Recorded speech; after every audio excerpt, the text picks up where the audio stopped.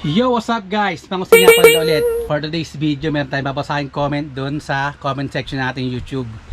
Pero bago yan, bago kayo natin ituloy yung video natin, kung di pa nakasubscribe sa channel ko, please subscribe. Then press the notification bell para lagi kayong notified sa aking mga bagong video. Alright, let's go. So yun guys, ito nga pala yung comment niya sa ating video na ginawa. Ang sabi niya ay permanent fix. Off niyo yung TV, off na lang yung TV.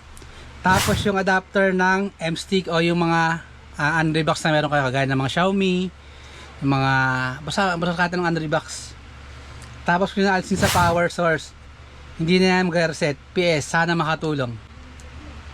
So yun guys, bali yung comment niya ganun daw, wag daw natin alisin yung power source o yung saksakan ng ating mga Android boxes doon sa pinaka adapter. Para sa akin, hindi to recommended eh. Unang una sa power consumption, kasi kumakain pa rin yun ng kuryente kahit kasi hindi siya naka-unplug. Pangalawa, di ba ang tinuturo sa atin talaga para mas safe, lahat ng mga unused na mga appliances natin unplug natin para mas safe lang, para hindi siya pagsimula ng sunog. Tapos yung pangatlong concern ko is yun nga, yung pagkayan nag-init ng ng matagal, kasi pwedeng pagsimula ng sunog yan, yung hindi niya unplug na mga appliances. Kaya yung yung comment niya na wag tanggalin sa saksakan yung mga natin Android box is hindi ko na-recommend. Gawin na natin yung mga napapanood natin ng mga tips kung paano siya hindi na mag-reset, kasi kung gagawin niyo yun, delikado yun. Baka hindi naman siya katamaran, baka yung ganong tips pagbulan pa ng mas malaking problema. Alright?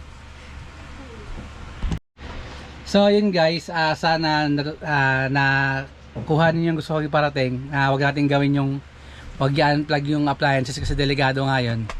Tapos nagpapasalamat din talaga ako sa mga support sa atin sa Mango sa channel, na marami na tayong subscriber. Bali nasa 440 na rin yung subscribers na meron ako.